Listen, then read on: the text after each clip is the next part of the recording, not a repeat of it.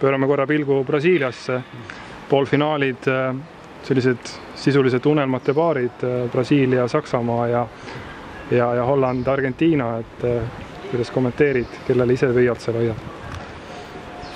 Ma ise võib-olla väike riik Hollandile iseenesest, et see oleks nagu alati sümpaatne, et tark meeskond, aga Saksamaa ma olen välja öelnud, et see meeskond võidab, aga mulle üldse ei meeldi.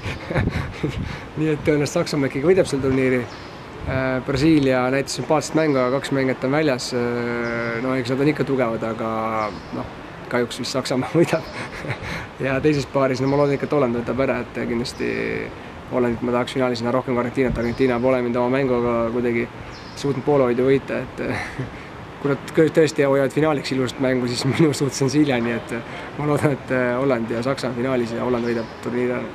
Aitäh sulle! Aitäh!